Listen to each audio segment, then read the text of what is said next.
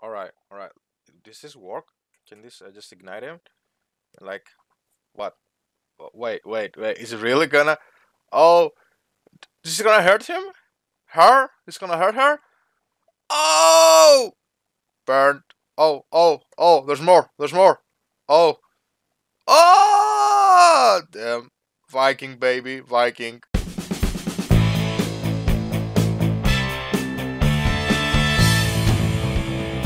Hello, DragonCrafters. This is Warcrow from DragonCraft Productions, and welcome to another video. This time we'll be looking at Viking Battle for Asgard and answer this question: should you play it or not? Vikings are men of the sea, brave, strong, without regard for anything, and they are merciless. They don't take shit from anyone. Vikings are the reason countries such as Denmark and Sweden have such beautiful women. They are true beasts, and the greatest aspiration is to die a true warrior's death and go to Valhalla, where they will drink with gods such as Thor till Ragnarok comes. But not in Viking Battle for Asgard. The Vikings there are the bitches of hell, queen of the underworld. But let's take this from the beginning, shall we? War and chaos has erupted in Midgard. Hell's forces are relentless and enslave a lot of brave Vikings and their lands. Hope is shrinking fast. But not all is lost. Freya, goddess of war, has chosen a champion who will stop Hell's plan of releasing Fenrir and bring Ragnarok to the fray. This champion is someone who has seen a lot of combat, but is young enough to be easily manipulated. His name? Kratos. Oh wait, my bad, that's not it. The champion's name? Scarring. Come on, bring in a mortal to stop a god, I had to make that reference. Plot-wise, the game is rather weak. Not so much of the story itself, but rather how it's presented and how it is progressing. Scarring never talks, so you never get to truly know him. Instead, you're just doing whatever Freya wants and needs, and that includes freeing the islands from Hell's forces and building your army. So really, what happens and how it's been given to you is it's just there to just get on with it, really. There's ease and mass in the character development. You can never truly say that you sympathize with anyone, since everybody is pretty much expecting you to take care of everything. And it doesn't really help that almost all Vikings, apart from Scarring, pretty much share the same model. There are no side quests in this game, in the actual term of it, as you pretty much need to do every quest there is in order to progress further in the story, but most of them are pretty standard as they go and they all have a similar vibe. In fact, the only thing that I found to be optional is the beer delivery service. It's not that fun as it sounds, but at the very least it fits the Viking theme. Gameplay wise, this one has a lot of good points and some just repetitive things.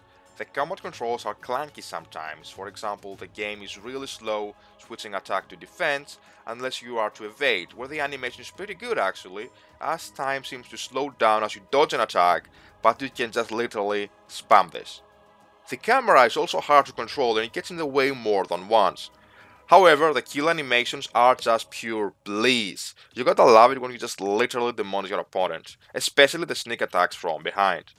Very soon the game becomes a simple hack and slash game that gets repetitive, as I mentioned earlier, but it's also fun in that sense, because you can utilize various and different combos in the same situation. That is definitely true when you fight champions of hell, or elite forces such as giants or assassins, as you need to adapt to their fighting style. A really good note is how you learn the skill set you can utilize in the game by going to the battle arena, where you summon all Viking heroes and you have to learn that move by executing that move exactly, correctly, as it is. Lastly, about combat that needs to be said is definitely the runes. After you buy them, you can execute them after you build your rage meter, as you might call it, where you power up your strikes and your allies as well through fire runes, ice runes and electric runes, meaning your attacks will indeed have those properties. Not only they're extremely powerful, but they're really fun to use. Where Viking goes the extra mile is definitely the skirmish battle. That is literally a battle of armies between the Vikings and Hell's forces. It's just fantastic. Not only you really get this vibe of a truly large battle, but it's impossible to do it on your own. You really need your army to succeed. All the help you can get, and that includes dragons. However, even skirmishes lose their charm when you realize that when you die, it's not game over, as you get revived on the spot by your shaman, and that is true for every comrade you have, as well as for the enemy.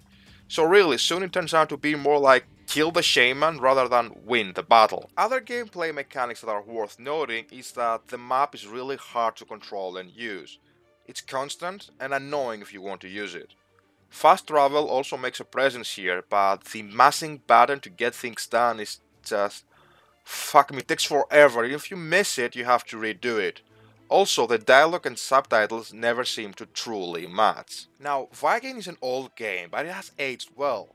Sure, some things are just there, for example the blood on your sword, and like I said before, the Vikings share the same model. However, you come to appreciate things such as the changing terrain when you free an area from hell, and a thing that really surprised me, uphill and downhill running actually makes sense. I also quite enjoy the soundtrack and ambient sound of Viking. Not only they fit the area you're at, the skirmish battle soundtrack makes it all the more epic. While the rest of it's not groundbreaking experience, it fits the overall game and delivers to what it set out to do. All in all, Viking Battle for Asgard is a game that you should play, as you can really have fun with this one. But I only recommend it to people who don't expect perfection out of it. Thank you for watching, folks. Like the video if you liked it, it helps out quite a bit, and subscribe to the channel for more content. Have a good one.